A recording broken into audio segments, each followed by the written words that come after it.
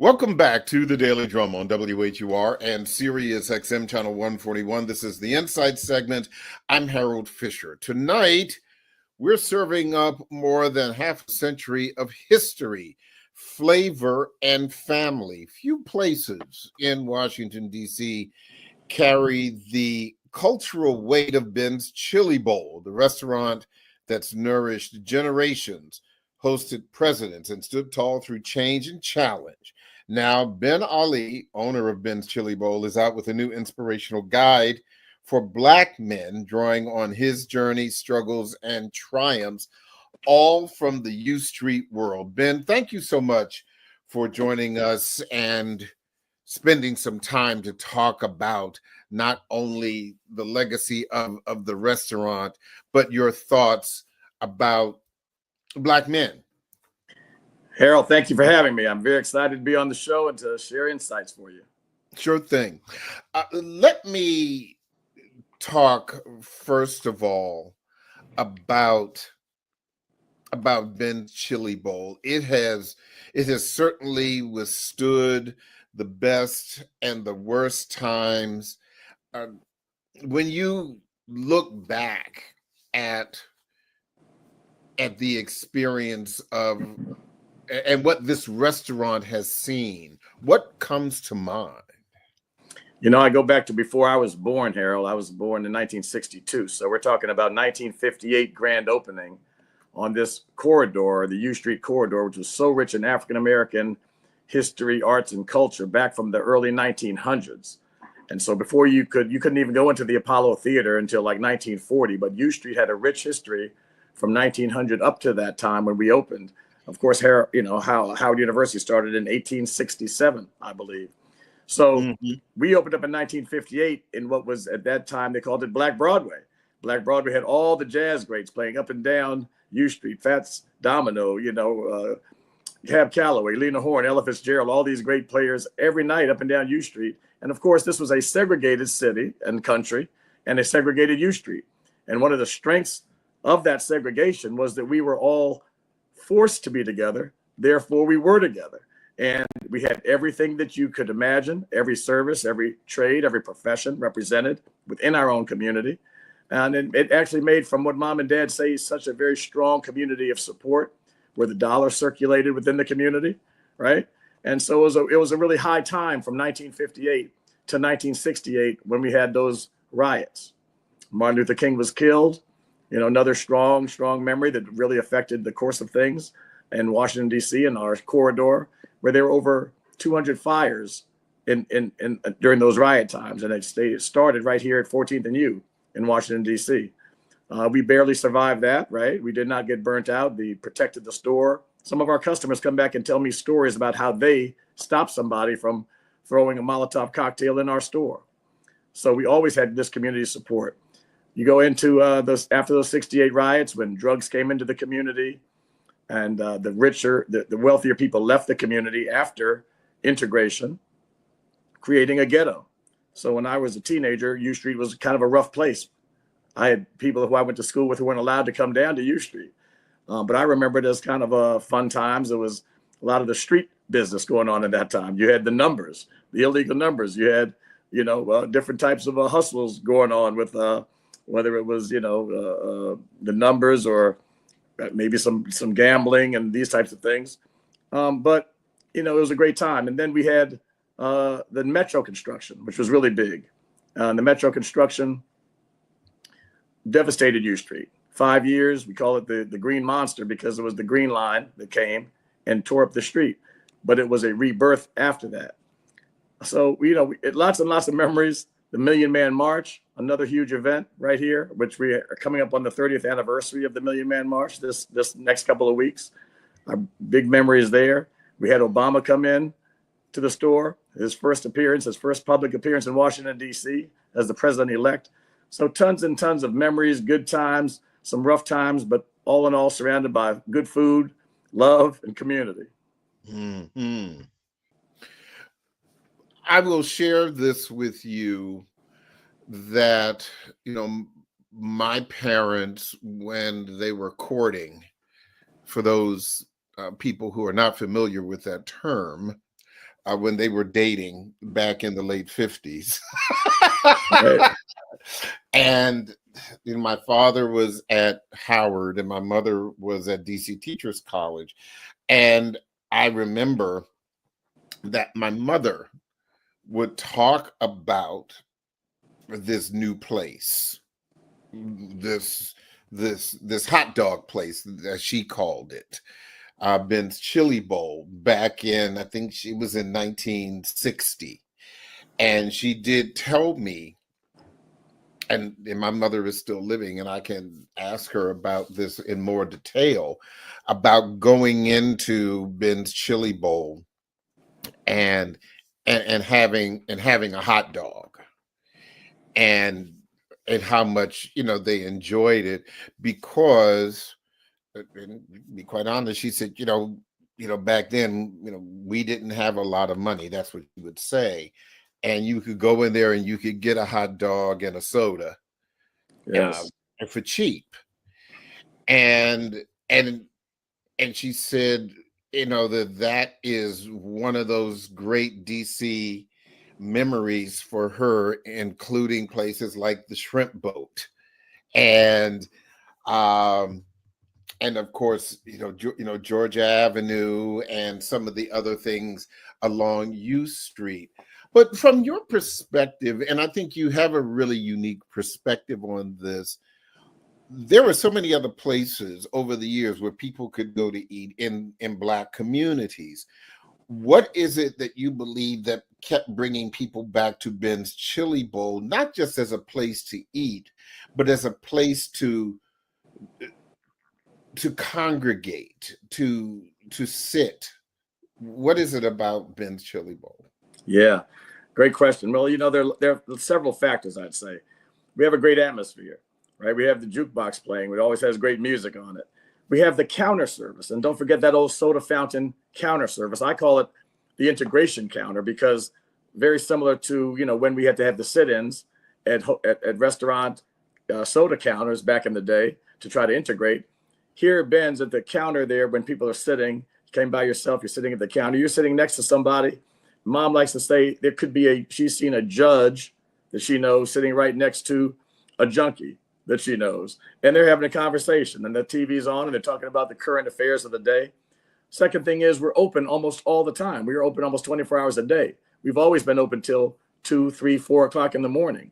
And when I came along, we started opening for breakfast. So it's a great place to meet before a meeting, after a meeting. So imagine all the different civil rights, human rights, animal rights, the things that are going on in Washington, D.C. And those people are here. Hey, you know what? Let's meet at Ben's. Let's talk about it before we go march. Let's talk about it before we go protest. And so that's a great meeting spot. It's sort of like a barbershop, right? Where you come and you talk and you have conversation. And you never know who you're going to see down here. Lots of famous people are always in here. So you never know who you're going to see. You're going to run into people that you know. And the customer interaction with our staff has always been great. We've always had a great staff who's engaging and personable, and you have that one-on-one service at the counter. So it's just a fun place to be, an accessible place to be, a humble place to be. So you're going to get your comfort food. So all those things, I think, together answer that question. From your perspective, what was the most difficult time for the restaurant? Definitely that metro construction. The metro construction was worse than COVID. We were slower than it was during COVID, for longer, with no relief. There were no grants. There was nothing, helping during that time period. And so, and the reason that Industrial Bank down the street from us, 90 years old, Lee's Florist down the street from us, 80 years old, and Ben's, 67 years old, all survived those riots and some of these times, largely because our parents or grandparents were smart enough and able enough to purchase the real estate. So we ran it for probably over 20 years, but at some point they bought the real estate, and that kind of guaranteed not guaranteed, but it helped us with our legacy and staying power, our staying ability. The landlord can't triple the rent on you, et cetera. And so that really, really helped a lot as well. What was your best memory during the earlier days of Ben's Chili Bowl for you? Just the camaraderie. It was our community service every day. It was really locals. Now we've got tons of tourists, right? Tons of tourists and people come to Bensalul because Obama came here, because they've heard about it. But at that time, it was just, it was such a strong sense of community, and so many locals. And I was serving people, and I'd say, I see people. Didn't I just serve you? I had people who would come in here 3-4 times a week. Maybe they had breakfast, and then they came back later in the evening. And I've never, if you think about your eating habits, where do you go that 3 or 4 times a week? It's really uncanny. And so they just love the place. They love the food. They love the staff. And so, every day was just a joy to come during those years when we were really serving our DC local community. For me.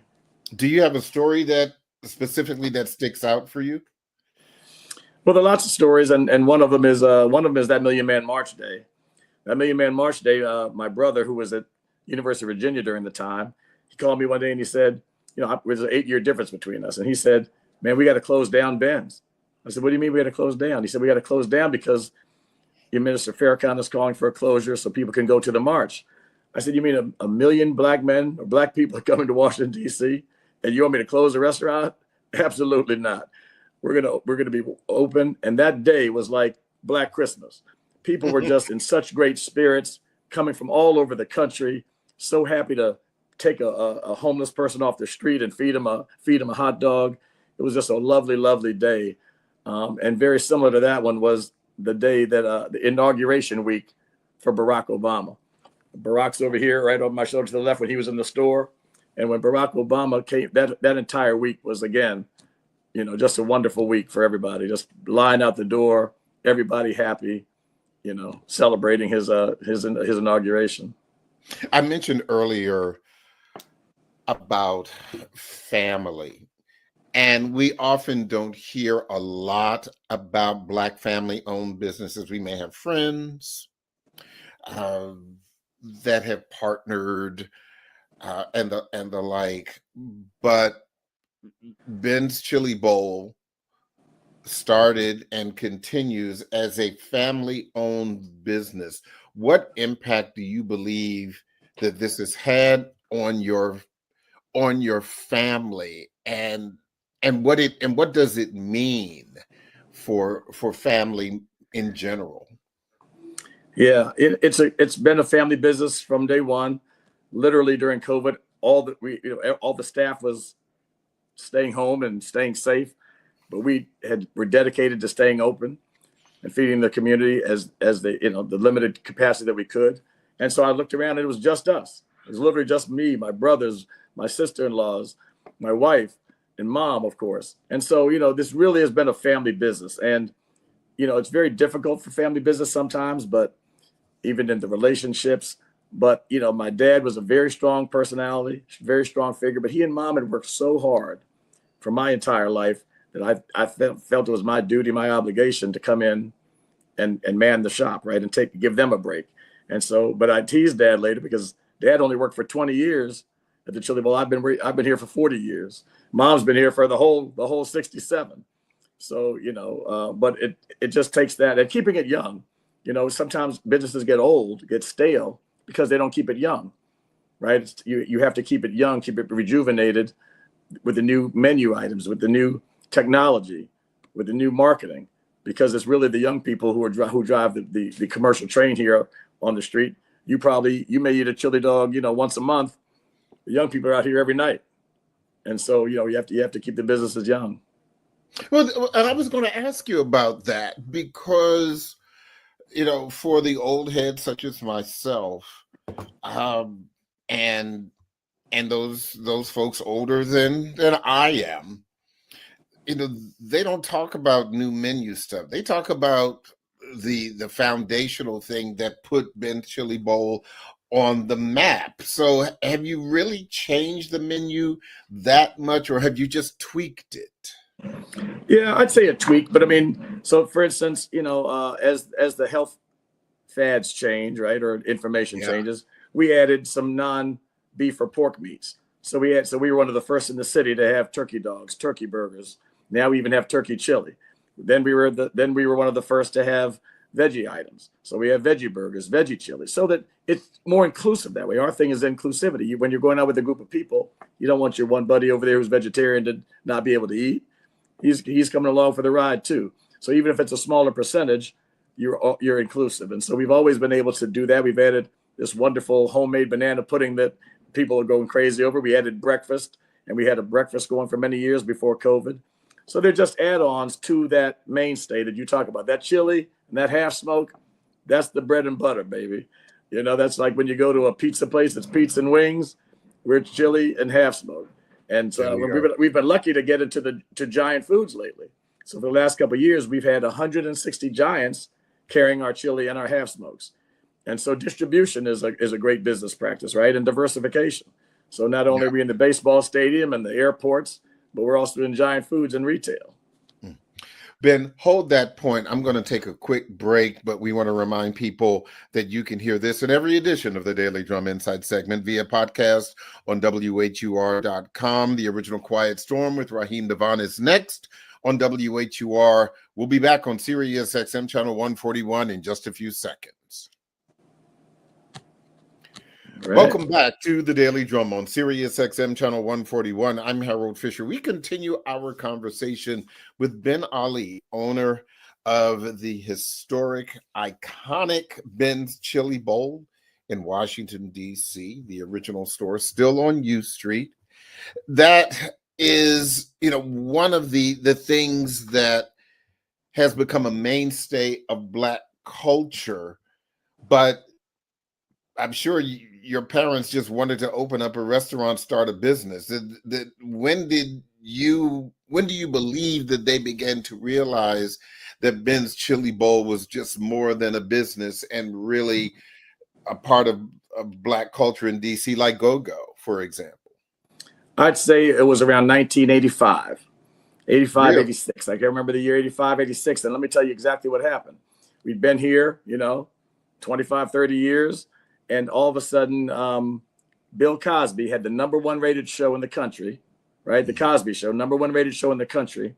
And they were criticizing the show, saying, well, you know what?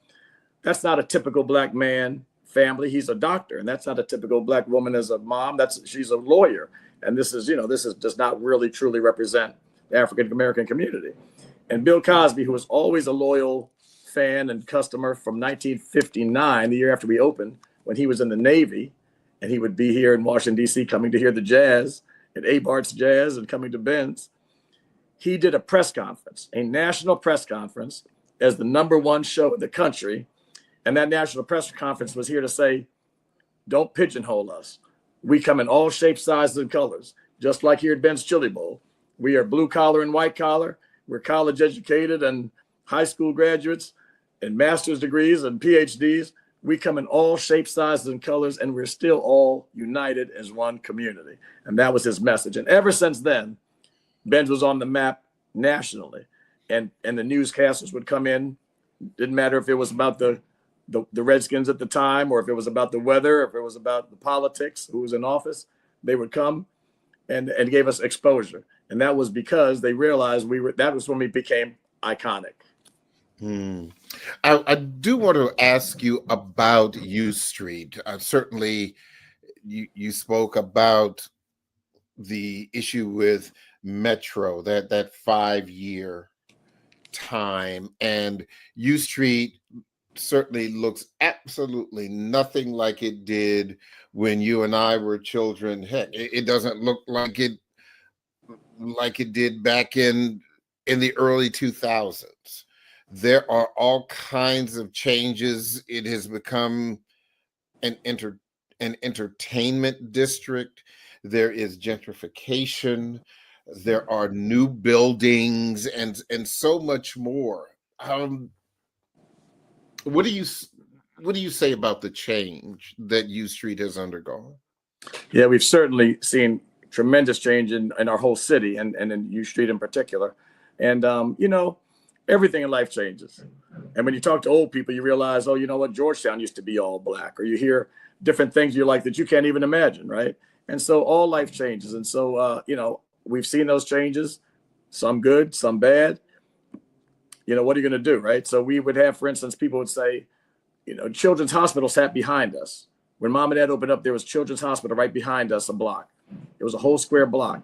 It went under, closed down, and sat vacant for over 20 years. So U Street, before its rebirth with that metro, it had really gone downhill, like many areas of the city, like H Street. And these African-American quarters, largely because of those riots we talked about with all those fires, right? It had gone downhill so bad that it needed a rebirth. And so it took those 5 years of metro construction to be anchors, as well as the Reeves Center at 14th and U, as well as the renovation of the Lincoln Theater, to revitalize U Street. So on the one hand, you said, you know what, it caused gentrification. I'm so sorry to see my neighbors, not around as much. But, hopefully they were able to sell their homes for a larger sum of money. They probably left money on the table and leaving. But that was, but at the same time, you can't have it both ways, right? If you want it rebuilt, there's change coming with that rebuild. If you buy if you trade in your Ford and get a Cadillac, guess what? The note and the maintenance are going to be higher costs. Mm-hmm. So I feel a mixed bag about it, right? This used to be called Chocolate City, now it's mocha at best, right? But we have a lot more diversity, and people haven't left the area, but they may have left Washington D.C. proper because it's so expensive to live here, and so you have now the two largest or the two most successful Black counties in the Maryland or in the country, with Prince George's and Charles County. So we're still here, but we're not in DC proper as much. Yeah, I do want to pivot and talk about this book that you've written. It's titled Ascend: The Black Man's Guide to Elevation, Success, and Purpose. This is not necessarily about Ben's Chili Bowl. This is about your ruminations about Black men. Talk to me about that. Yes. Well, the first thing is it stems from my experience here in Washington, of course, my life story and Ben's Chili Bowl. We've had 3 young men here who worked at Ben's Chili Bowl killed with gun violence. I had a cousin who was killed at first in Kennedy from gun violence. So the drugs, the gun violence, the dysfunction, the poor education, the racial wealth gap, it affects us all, right? And so I felt I had to do something about that. When I reached back into my history, my upbringing, my dad had a company. It was called Ben Ali Motivation. And I have letterhead from the 70s where my dad had that company. So this is a revitalization of what my dad started with us when he went down to Waco, Texas in the 70s to a company called SMI, Success Motivation Institute. And he came back trained in personal growth and development. He drilled that into us as kids through spaced repetition of a series of cassette tapes. And these tapes taught us many of the principles that I am now, putting forth in my book. And I was blessed to have had a great dad who was that, aware and conscious, who drilled it into us. And I had other great mentors. Some of these young men have not had those mentors, have not had those father figures in their lives, have not had those, great educators, right? Or the privilege that I had. And so I feel it's my duty to reach back out and to help.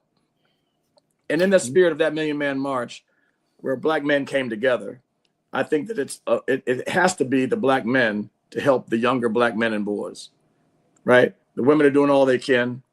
If it's not us, it's going to help us. No one's going to do it. And so I think it's our obligation I want this to be more than a book. I'd like to start a movement, right? Where all Black men participate and say, you know what? Just take one kid. Take your next door neighbor, take your nephew, your grandson, take somebody who's not doing as well as they should be doing and teach them, mentor them, because God made us all perfect. God made us all brilliant. We all have a supercomputer, I call it, in our heads that we're underutilizing. We all have the same opportunities out here, even if you didn't come from privilege. There are many opportunities out here if you change your mindset. So, it's a believe and achieve mindset. Everything is mind. And so I wrote down this book, and this book is a guide. when I say a guide, it's a step-by-step process for changing your mindset to a successful mindset. So it's a step-by-step process. It's like if you are a football coach and you're trying to get your kids in shape. This is how many sit-ups we do every day. This is how many push-ups we do every day. It's daily practices that are going to change your life. Daily practices and habits and your thinking. So I put this guidebook together. I spent the last 2 or 3 years on it, helping to hone myself and this message. And I put it together. I want to take it to all mega churches. I want to take it to all HBCUs. I want to take it to the prison system. We're all the different points in our life. We're all the different levels. But when you have universal principles, they can help you at every level. People who are doing good can do better. People who are doing bad can do good. And the possibilities are endless. So that's the story.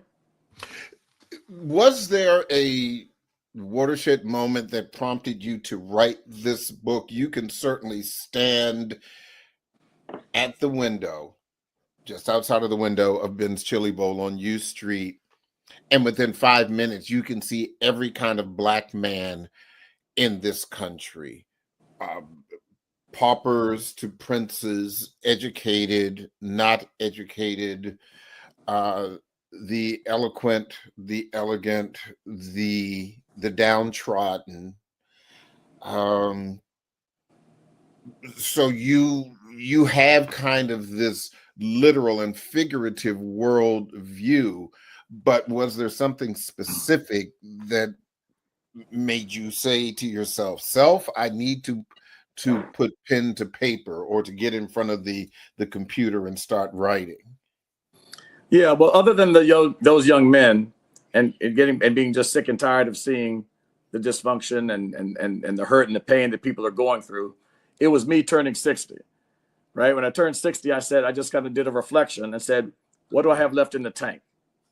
What is left undone? What do I have in my life? And I think this is a great exercise that's written in the book for finding your purpose, for us to all kind of ask ourselves, what does God have for me to do before I'm done with this life?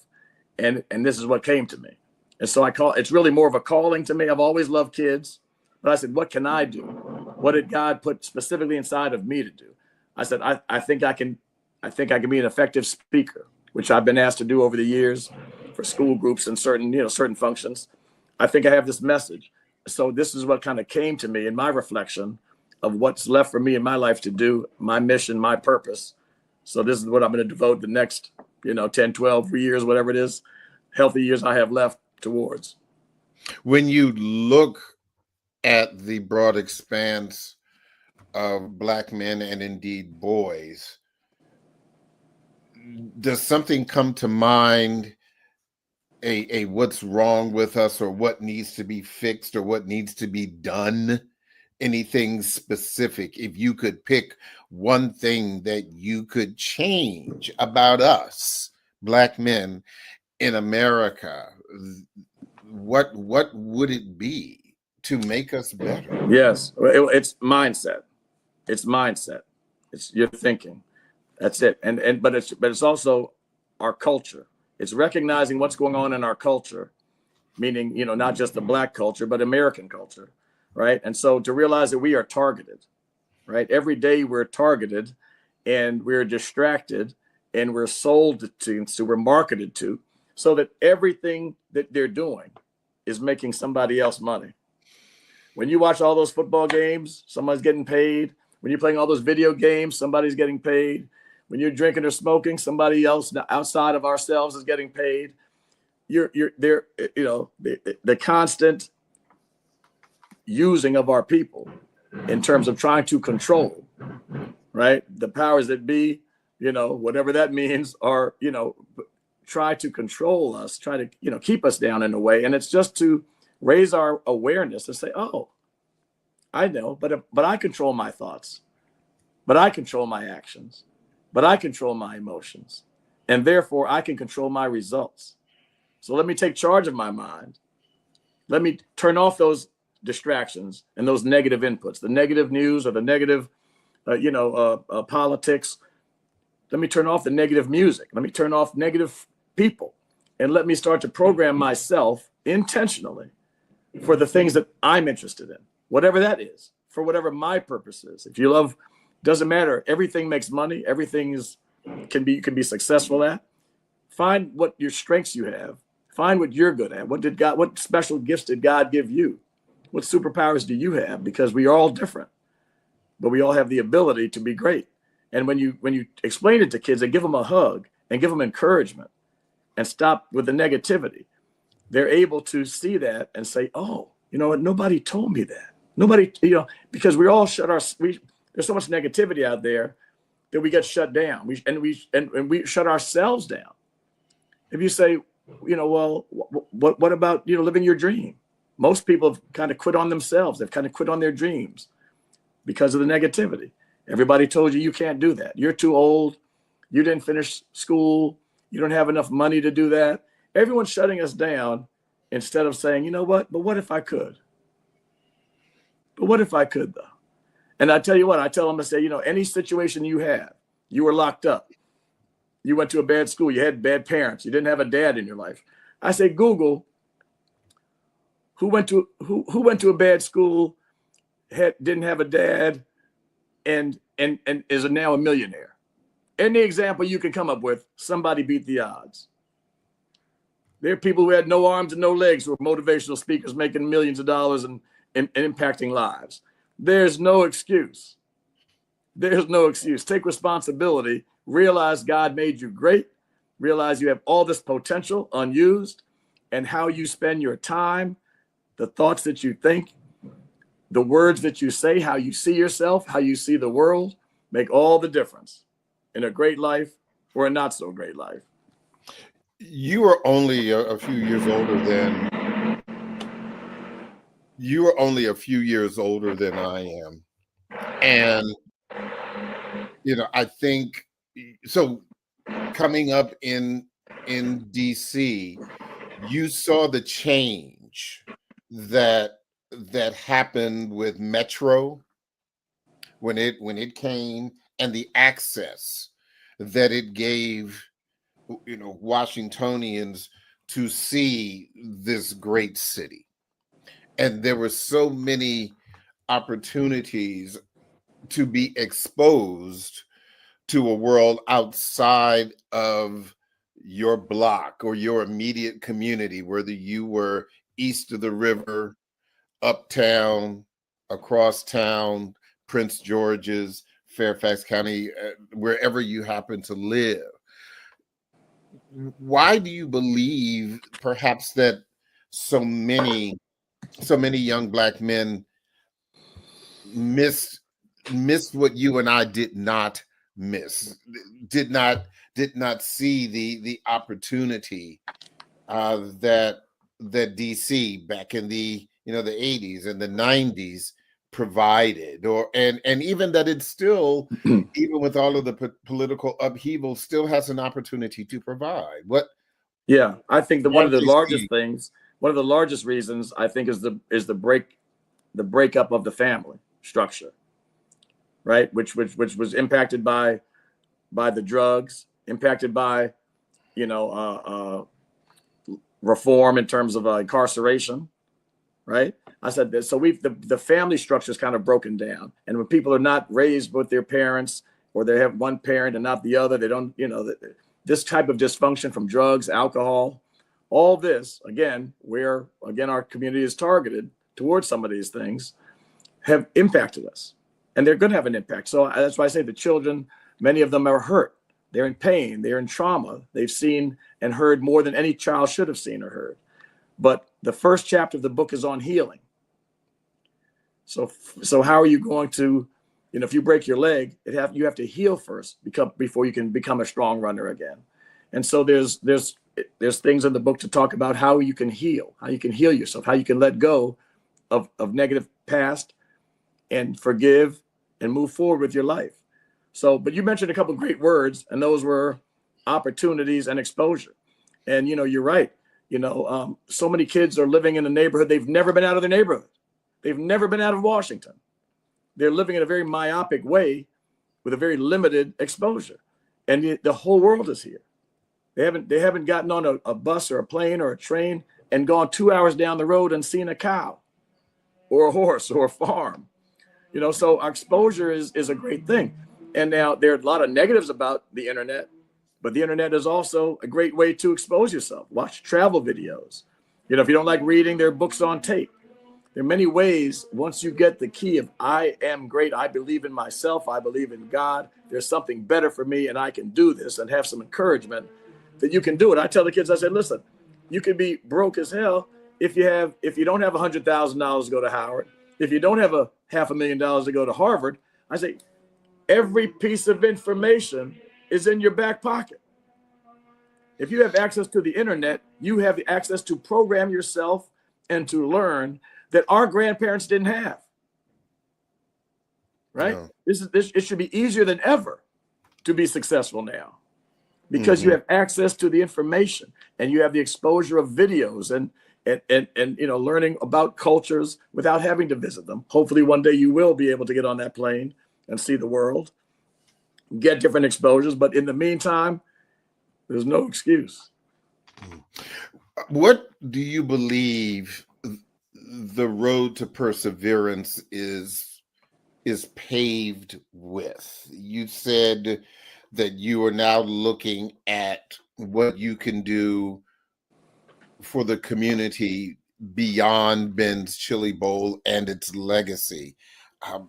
So how do you, and I know the book is certainly part of it, but how do you teach others to build perseverity, grit? Yeah.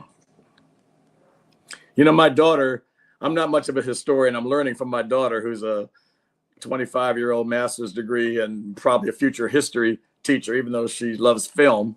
But, when you learn things like, when you really study some of the things that she says, I said, you mean the Harlem Renaissance was only 9 years?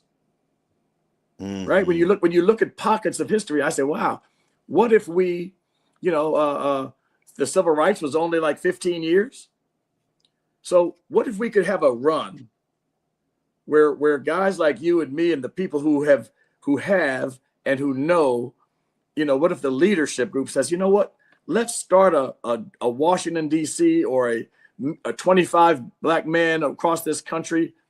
Let's start a new phase. Let's start a new chapter. And we're going to call it I call it the Black Ascension Movement. The 25 million man, because there are roughly 25 million Black men in America. Let's call it the 25 million man Black Ascension Movement. And let's elevate.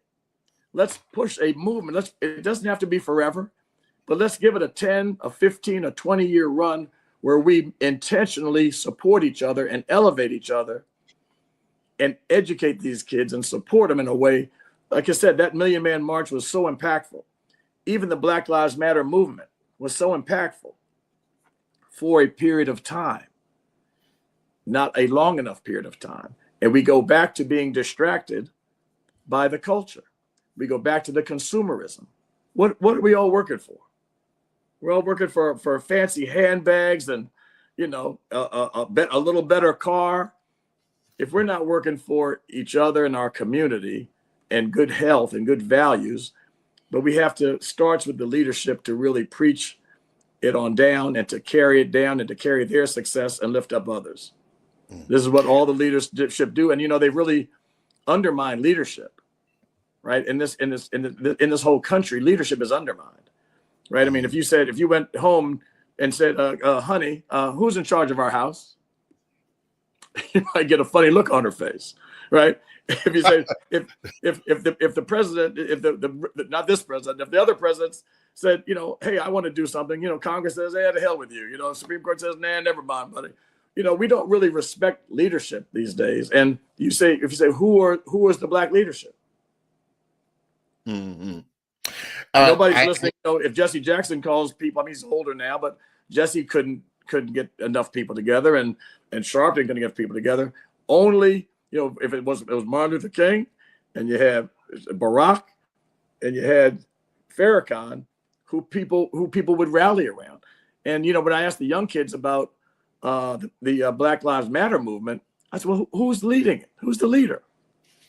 And I don't mean the organization, I just meant the general movement. And they said, well, we don't want a leader. Social media is the leader. And I said, okay, that's pretty cool. A leader can be bought. A leader can be compromised. A leader can be killed. Okay. I'm trying to understand how they're functioning because they was getting stuff done. But I just worried. I said, well, whoever's calling the shots, whoever's leading this, all those, those great protests and sit-ins and whatever they were doing to get results, companies were actually, making new decisions. People were having different insights. It was an interesting time during COVID, and people were well rested. People had extra checks. They had money. So it was kind of a perfect storm for it. But I said, we got them on the run. How do we keep it going? I just didn't want it to end. Yeah. And what was the driver for that movement? White policemen killing black people on camera. And now we're outraged.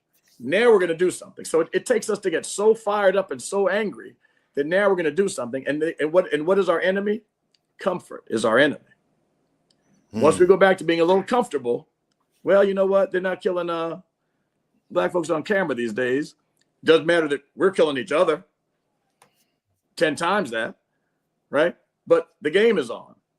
We're going back to the game. We've gone back to the club. We've gone back to eating out and enjoying our comfortable lives.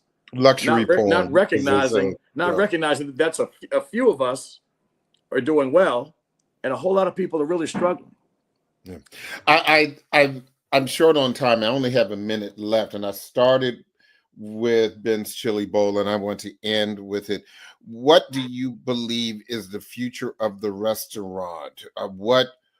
What is the next evolution for it? You mentioned being in the grocery stores, and certainly there is, the kind of franchising of the name, so to speak. But what's next? Well, we're under a full renovation right now of the original store, which is great after 67 years. So we need new electric, new plumbing, so that we can be here for the next 67 years. So that we're kind of getting that all done, so that we can have that longevity, hopefully. And then I said the Chili Bowl's always had these values that it represents. Let's do that even more. Let's be even more of a change agent, and a change agent for good. What did John Lewis say? Let's be good trouble. Let's be good trouble by inspiring people some more and motivating people some more and bringing people together and uniting people some more around this good food, around a great atmosphere. So let's really go out there a little bit more, wear that on our sleeve, and be change agents for good. So that's what I see for Ben's. I'd like to do that, to the extent that people want us nationwide. Yeah. Ben Ali, Ben's Chili Bowl, thank you so much for spending some time with us and talking not only about the legacy and the book, but also of the future. We really appreciate it. Thank you so much. Thank you, Harold. Sure thing. That is the Daily Drum for this Thursday, October 2nd. I'm Harold Fisher. Good night.